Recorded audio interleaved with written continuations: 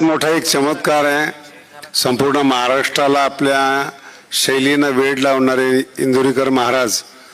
मला सगळ्यात मोठं आश्चर्य वाटतं, पुढचा जो इंदुरीकर आहे तो सगळ्या बुद्धिमान लोकांना गार करणारा असेल ही माझी खात्री. कारण की गडावर शिकायला कृष्णा आहे आणि अतिशय सुंदर अभ्यास करतो. 23 वर्षामध्ये कृष्णासारखा मुलगा आमच्या गडावर आला नाही आणि उत्तम पद्धतीने अभ्यास करून माझ्यानंतर तो ज्ञानेश्वरीची धुरा सांभाळेल. म्हणून इंदुरीकरी महाराज, तुम्ही जे आयुष्यभर कीर्तन केलंय त्याचं पुण्य तुमच्या मुलाला मिळालं आणि तो बुद्धिमान निघाला. तुम्ही लोकांकडे का बघता हेच कळत नाही मला.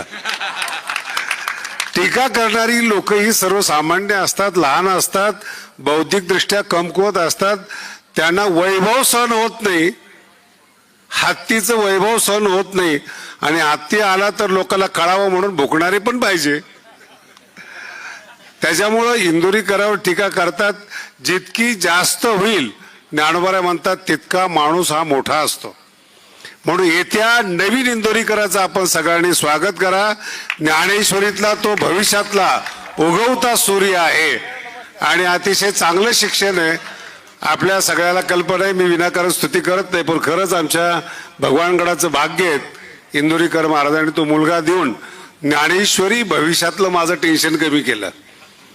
आता महत्वाचा विषय आहे, पितृकार्यातलं सगळ्यात मोठं कार्य आणि अवघड मनाने केलं जाणारं मुलीला निरोप देणं आणि जिला आपण आपल्या रक्तातून वाढवलं तिचा आज तसा निरोपाचा दिवस आहे आणि आनंदाचा दिवस आईचा आहे की ती एक चांगल्या घरी चाललेली आहे.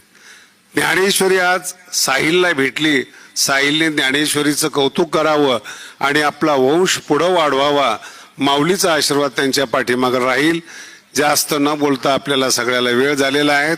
इंदुरीकर महाराजांना पुन्हा सांगण्यात, याच्यानंतर इंदुरीकर महाराज टीकेला उत्तर देऊ नका. आपल्या कीर्तनाने लोकांना उत्तर द्या. एवढा समाज जमून दाखवा, मग त्या लोकांनी इंदुरीकर महाराजांवर टीका करावी.